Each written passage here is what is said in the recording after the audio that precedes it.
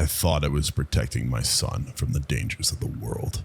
Turns out, I should have been protecting the world from him. This is Dylan's diary by r/late but still early 1. Sit back and relax, like and subscribe, and let's begin. Someone we didn't know tried to pick up Dylan from school today, said his elementary teacher. The guy said he was Dylan's older brother. Dylan doesn't have an older brother, I said, alarmed. We thought so too, replied the teacher. I suspected something wasn't right straight away. It was this tall, lanky guy with black hair, looked in his late 30s, maybe even 40. He knew your address, Dylan's full name and birthday, and which class he was in. I went inside to check with the principal. When I came back out, the guy was gone. I was silent for a second as I stood facing the teacher outside the school gate. The gate separated the main road and a large playground and basketball court leading into the school. All the other kids and parents had left, and we were the only ones standing outside. Where's Dylan now? I asked. He's waiting for you in the principal's office, she said, gesturing for me to follow as she turned around. I walked across the playground behind her shakily, then through the corridors to the office. My 8-year-old son Dylan sat on the couch in the principal's office, still as a stone. The principal sat behind her desk, and there was a cop standing next to her.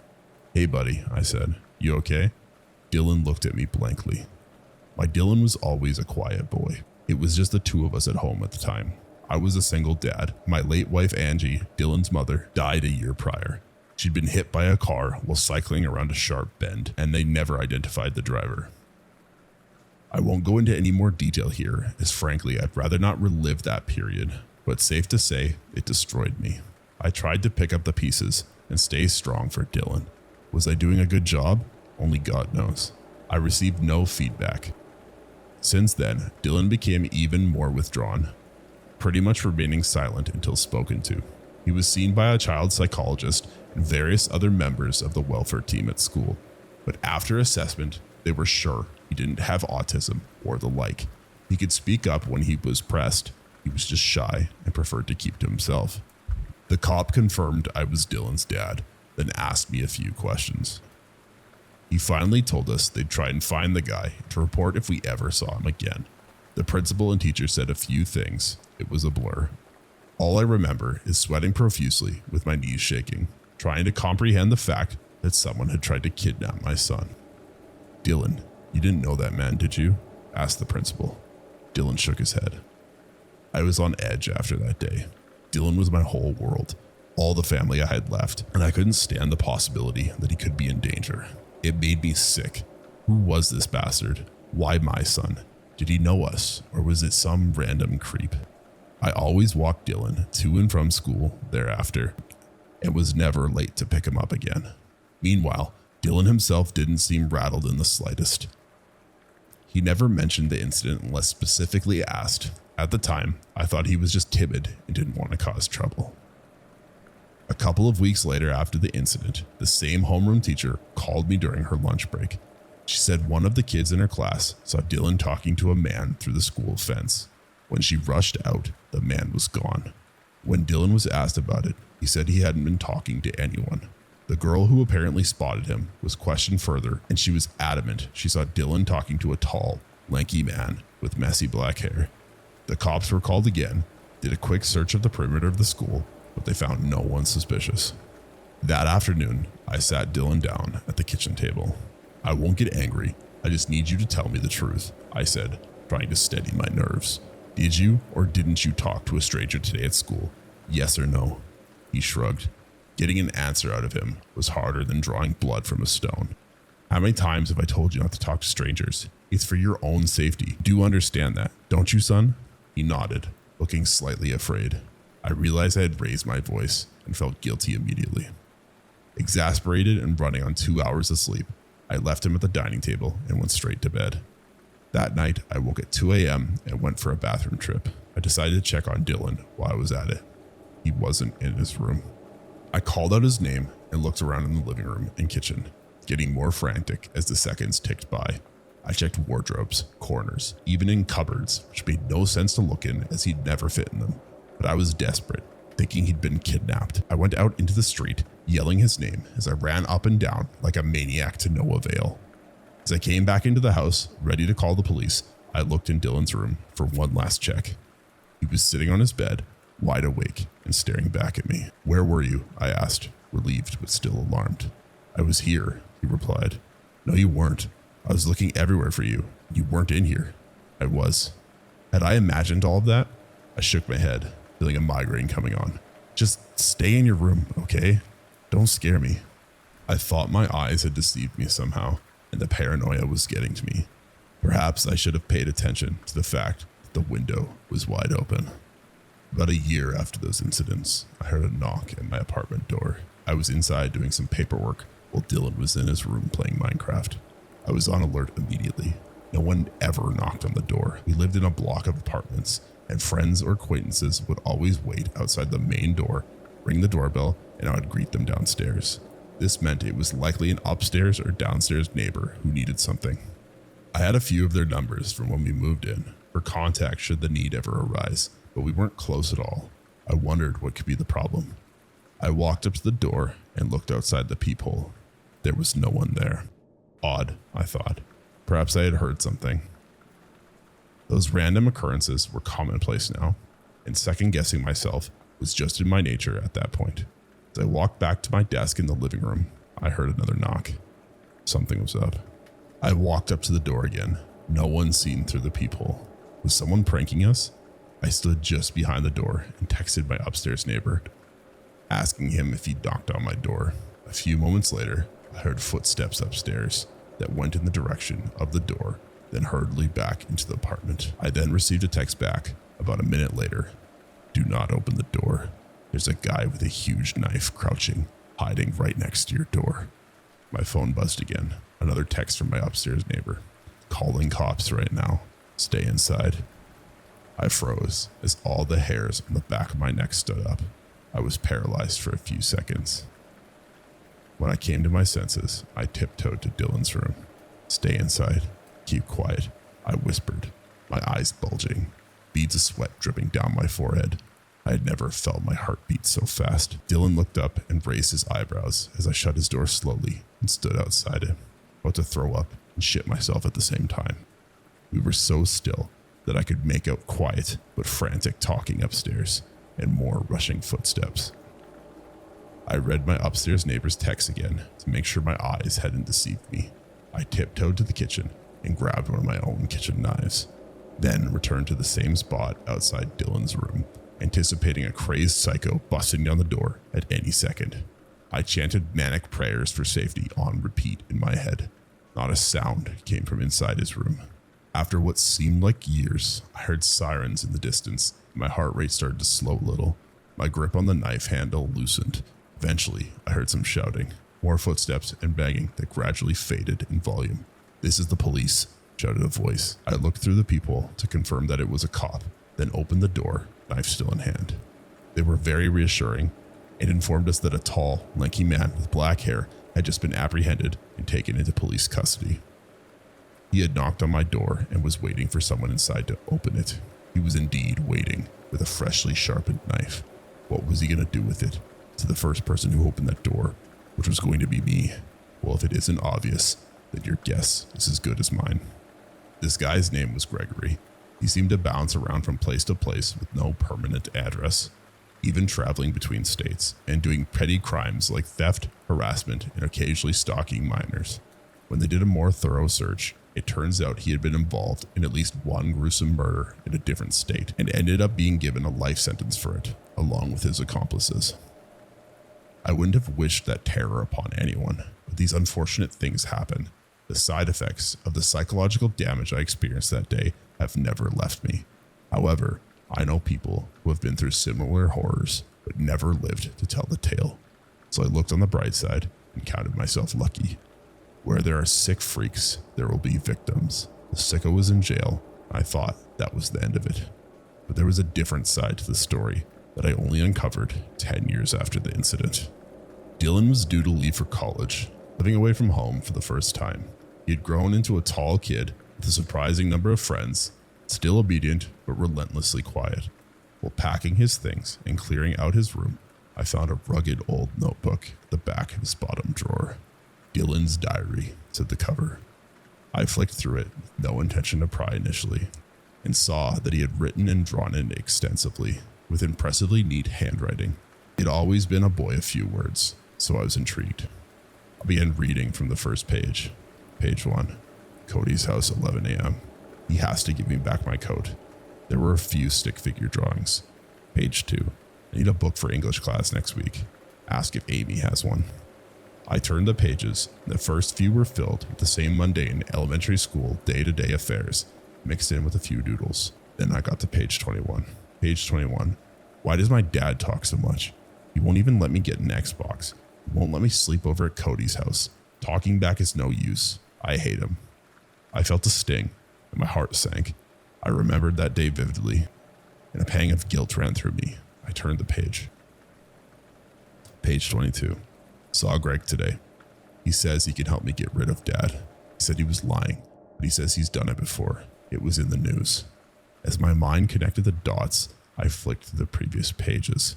This was the first mention of Greg I could find. I started to sweat, but continued reading. Page 23. Me and Greg are coming up with a plan.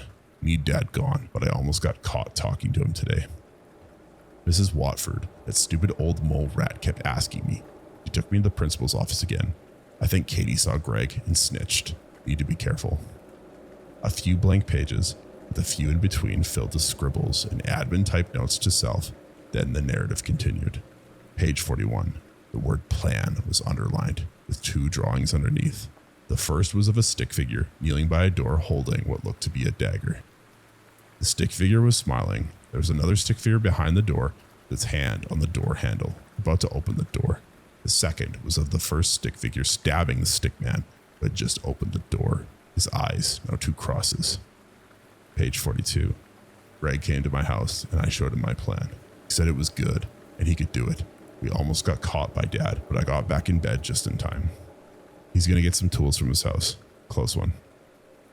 Page 43. Greg screwed up. He's in jail now. Why did Dad not open the door when Greg knocked? Everything went wrong. I don't know why. Page 44. I wish my dad would just shut up. I flicked through the rest of the notebook, which was blank. Page 44 was the last entry. I read the entries a few times and pondered what I should do. I never thought Dylan was capable of such heinous intentions. Confused and upset, I acted as if nothing had happened for a few days. But on the day he was due to leave for college, I couldn't hold it in anymore. I brought his duffel bag down and hooked it on his suitcase. He was ready to head to the station, standing outside the door with the suitcase and his backpack. Dylan, when you were younger, did I ever say or do anything that hurt you? You can be honest with me. No. Why do you ask? He replied. I held up the diary.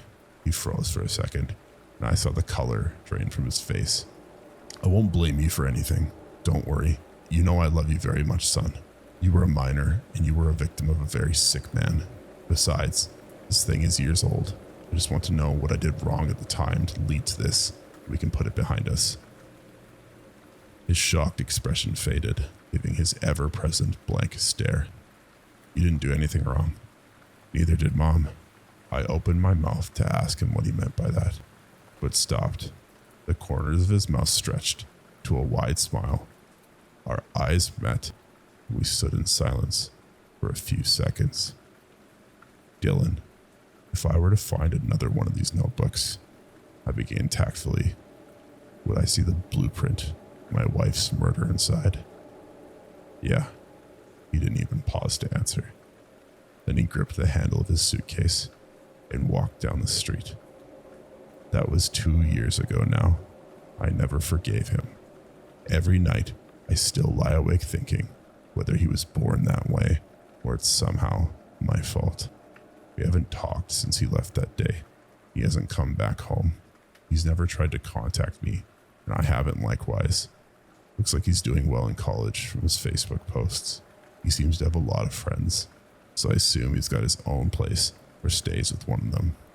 I wonder if any of them will ever find out who he really is. Wouldn't blame them if they never do. After all, I still don't know who my son is.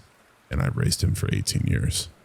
This was an amazing story, one of the best ones I've ever read. Please check the description and give the author lots of love. Make sure to like and subscribe and watch the video on screen now. There's a reason my family never talked about Aunt May's farm. It's a horrifying reason I'm about to share with you. And if you're anything like me, you can't resist a good creepy story. Hit that like button and subscribe, as I've got plenty more where this came from.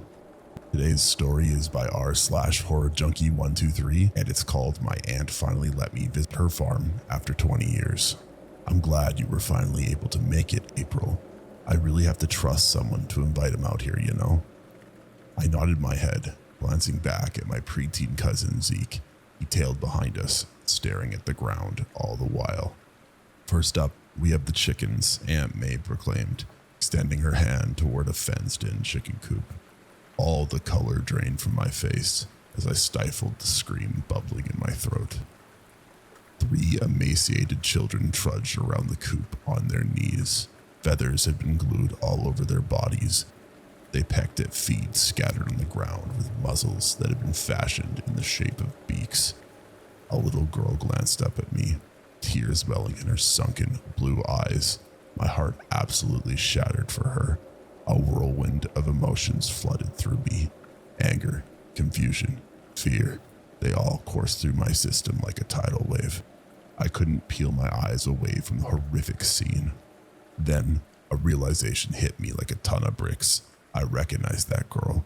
I'd seen her face on a missing poster just days prior. She must have been here for years. Aunt May, I don't feel so good. I think I need to lie down. Nonsense, we still have to finish the tour. I gulped, mouthing an I'm sorry to the cooped-up children before following my deranged aunt. Next, we arrived at the cow pasture. It was nothing more than a small yard surrounded by an electric fence. 2 shirtless boys wandered aimlessly on all fours, their bodies painted with black and white spots. Blisters and sores ravaged their skin from constant exposure to the summer sun. I felt like I was going to throw up. I couldn't believe what I was looking at. Aunt May, please. I don't want to see anymore. I'm going to be sick. Oh, quit your whining. You'll be fine. Come on. My lower lip trembled as I caught one last look at those poor boys. My legs were beginning to go numb. I nearly fell, but thankfully, Zeke was there to catch me. He helped me along, his somber expression unchanging. Zeke, why is she doing this to them? This is sinister. Zeke silently nodded before offering me a response. His words made me sick to my stomach. I don't know, but if you think this is bad, just wait until you see the pigs. I didn't want to continue. I didn't know if I could continue, but it seemed like I didn't have a choice. One way or another, Aunt May was going to force me to finish our demented trek. By the time we had reached the next enclosure, I was able to stand on my own. I kept my focus glued to the ground in front of me, one step at a time. Once this was over, I would call the police and the nightmare would end. At least, that's what I told myself. And here, we have my personal favorites, the swine, Aunt May exclaimed, snapping me back to reality. She ushered me to the fence. I really didn't want to look. I didn't want to know what kind of torment that woman was inflicting on those helpless kids. But I had no other option. I glanced over the fence and nearly passed out cold. I will never forget what I saw. A boy and a girl were on their hands and knees, hovering over a filthy trough. Pink snouts had been strapped to their noses and their bodies were slathered in mud. On top of that, they were absolutely massive. The children had been overfed to the point that I doubted that they could even walk. A man, who I recognized to be my uncle, loomed over the pair, his arms crossed. He didn't even look at us when we approached. I watched, paralyzed, as the pigs chowed down on some ungodly amalgamation of slop. The boy paused for a moment and gazed up at me. His eyes pleaded with me to do something, to find a way to help him out of there. But I couldn't. Uncle Jed suddenly marched up to the boy and kicked him hard in the stomach. He retched, clutching at his oversized belly before vomiting back into his congealed food. Did I tell you to stop? Eat, my uncle snarled, glaring menacingly at his victim. The boy didn't respond. Instead, he put his head down, continued lapping up the vile brown chum before him. I couldn't bring myself to watch anymore. I tore my eyes away from the pig pen and turned back to Aunt May. My voice quivered as I finally mustered up the courage to ask the question that had plagued my thoughts since I'd arrived. Why are you doing this? The corner of Aunt May's lips twisted up into a demented smile. You'll find out soon enough. Before I could even begin to process what that meant, I felt a painful prick in the back of my arm. I instinctively turned to find Zeke, pressing the plunger down on a syringe jutting from my flesh. He tearfully locked eyes with me. I'm sorry, April. I didn't have a choice. The edges of my eyesight began to grow fuzzy. I fell to the ground, my limbs feeling weaker by the second. The last thing I remember from that encounter is Aunt May's towering form beaming over me before my vision faded to black. I awoke in the dirt. I was still groggy from whatever Zeke had jabbed me with, but I tried my best to get my bearings. Once I realized where I was, I began to hyperventilate. I frantically felt around my body. My heart sank when I glanced down. My mouth had been muzzled, and floppy ears protruded from my head. A metal shackle around my neck acted as a collar, and a rusty chain anchored me to the ground. My eyes grew wide as I shook my head in disbelief. I was sitting beside a small doghouse, one with the name April imprinted on a tarnished placard above the entrance. May, she's awake, Uncle Jeb shouted, ducking back inside the house. I hadn't even noticed him standing there. My heart thundered in my chest as Aunt May's booming footsteps drew nearer. After what felt like an eternity, she was standing over me once again. April. I didn't react, defiantly staring into the dirt. April. I still didn't budge. White-hot pain suddenly seared through my cheek. I fell flat on my behind, finally glowering up at my aunt. You look at me when I speak to you, damn it. I am your owner, and you will obey me. That word sent my head into a frenzy. Owner? No, I couldn't accept that. I rose to my feet. The muzzle made speaking more difficult, but that wasn't going to stop me. Listen here, you psycho bitch. I am not your plaything for you to smack. Aunt May knocked me back to the ground with a closed fist to the jaw. Tears welled up in my eyes. Between the lasting effects of the injection and my throbbing face, I wasn't going to get back up. No, you listen to me. Good dogs do not stand on their hind legs, and they most certainly do not talk back. Now be a good girl and bark. I scowled up at her. I was met with a hard kick to the ribs. I clutched my abdomen and wheezed a weak, rough, louder, rough, louder, rough. Atta girl, now get settled in your new home. Tomorrow, I'm going to teach you some tricks. And with that, she sauntered away, leaving me to nurse my wounds. After weighing my options, I reluctantly slunk into the doghouse. The sun had recently set, and it was getting dark. I really didn't want to accept defeat, but at least I had a roof over my head. With nothing left to do, I cried, I sobbed, and wailed silently in my little hut for hours. The reality of my dire situation was finally setting in. I was trapped here, just like all those poor children. Hey, April. The sound of Zeke's voice snapped me from my sorrow. I cowered in the corner, apprehensively meeting his gaze. Don't worry, I ain't here to hurt you. I came to bring you this, he said, offering me a cell phone. My cell phone.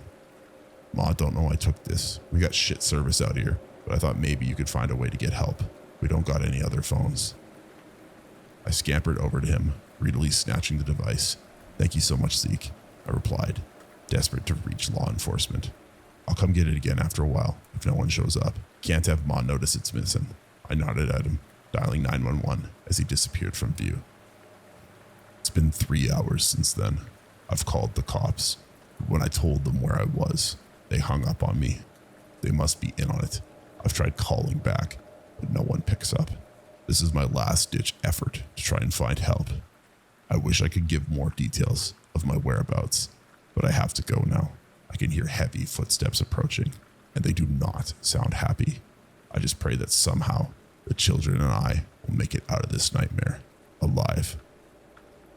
This was an amazing read. It was very disturbing. I love the way this was written. I hope the author makes a sequel, and if they do, I will immediately make a narration of it. So make sure to like and subscribe for more stories that are crazy like this. They told us it was dehydration that killed the old man, but I saw what was moving beneath his skin, and it wasn't human. And the worst part, whatever those creatures were, they left no trace, only questions that still haunt me to this day. This story is by user The Real Doc Turner. I'm a cop, and I just went through something I can't explain. I was called out for a wellness check with my partner last month. The home was in the middle of an upper middle class neighborhood. Everything was in full bloom. Trees lined the still street, and the sidewalks buckled and erupted in several places from tree roots pushing them upwards. Vibrant lawns everywhere. The only thing aged and weathered in the entire neighborhood were the painted address numbers on the curbs next to each driveway.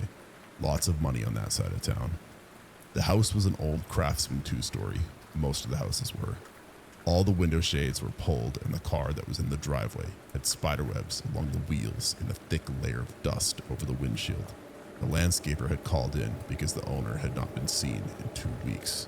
The owner was an elderly man who lived alone. After knocking on the door several times, we walked around the house. The landscaper had only been charged with maintaining the front of the house. The backyard was nothing like the front. The lawn was completely overgrown. The flower beds were full of brilliant colors of flowers. Weeds had started to infest all of the flower beds and were beginning to take over. Several trees were in the yard, shading over half of it. Lots of flies and other insects were buzzing in and out of the shadows. They were so loud. Right in the middle of the lawn, there was a blue tarp that was staked down on all 4 corners. A muddy shovel lay next to the tarp. My partner walked over and pulled up one of the stakes and peeled part of the tarp back. Over a dozen spots of fresh dirt, a small hole, and several areas of newly seeded grass were underneath. He jumped backward and started swatting at his pants legs as he ran over to the patio. He said he felt them crawling all over his legs. He started stamping his feet. I watched the tiny bugs fall off his legs onto the hot concrete and then skitter and jump as quickly as they could back into the shelter of the thick, shady lawn. We knocked on the back door and found that it was open. As we walked inside, my partner kept swatting at his legs as I yelled out that we were police just doing a wellness check. All of the lights were off. The kitchen and the laundry room were perfectly clean and organized, with the exception of a thin layer of white dust with thousands of tiny black specks on every surface. The dust had a faint chemical odor. We realized that it was all over the floor as well. The thousands and thousands of black specks among the white dust were tiny dead bugs. They looked like mosquitoes without wings, just like the ones that were on my partner in the backyard. We turned on every light as we walked through the home. The white powder was spread over every floor. Although we couldn't see any of the bugs if they were present due to the nap of the carpet. We continued through the home until we found the old man in the bathroom. There were a variety of smells inside. It turned our stomachs, and we were fighting back the urge to vomit. When we turned on the lights, we saw the old man naked on the toilet. His head hung down, and he wasn't moving. There were several bottles of iodine in the wastebasket, and a dried-out sponge was in the sink that was covered in it. But the old man had smeared it over the entirety of his body, and it had stained the porcelain bowl underneath him. His skin was raised around his feet and ankles. Several places on his abdomen were broken out in bits. I put on latex gloves before I would even touch him. His pulse was very weak. My partner called an ambulance. I turned toward the shower. There was a towel covering something next to the drain. I opened the glass door. I meant to slowly raise the towel, but as I moved it slightly, several of those small bugs ran across my glove. I reacted suddenly, and the towel was flung against the back wall of the shower. I closed the shower door and smashed the things on my glove. The towel had been covering a large mass of bugs that began to jump and skitter as they were exposed to the light. Most of them crawled down into the darkness of the drain, while a small few were jumping back and forth against the glass of the shower door. On the bottom of the shower were the remains of something that looked like a baby. The bugs must have been feeding on it. My partner and I both began to back out of the bathroom, and the old man made a noise. We both witnessed several patches of skin on the old man that seemed to quiver and move. The thin skin of his temples rose and fell as something underneath was moving. The old man raised his head. His breathing increased. He stared at both of us. "It's not me." Both of us were dumbstruck and had no idea what to do. Then one of those damn bugs crawled out of the corner of his eye and ran across his face. I'm not proud. Neither was my partner. We got the fuck out of the house. We were not going to go back in there unless we were wearing some sort of protective gear. On our way out, I noticed that the thousands of black specks spread out in the white powder in the kitchen were gone. As we ran past the back lawn, we could see thousands of the things jumping within the grass. My partner continued to feel the bugs crawling on him for the rest of our time there, despite there being none that I could see. It's been several weeks since the incident. The old man died in the hospital, organ failure after severe dehydration. The investigation found that it was a baby in the shower. There was no evidence of trauma present. When the backyard was inspected, the tarp was removed, and several more bodies were found that had been buried within the last 6 months, and again, no evidence of trauma was present. All of the bodies were babies, and all of the DNA testing came back the same for every single one of them, identical. They were all genetically identical to each other, and to the old man. Not a single bug was found that matched their descriptions, though a fair amount of excrement was detected in the carpets. All of this is public record, although it hasn't been reported, which to say the least is very unusual. My partner has been institutionalized by his wife. She found him in his work shed in the middle of the night, taking a wire brush to himself, swearing that the bugs were hiding in his skin. Please like and subscribe for more horror stories and watch the one on screen now.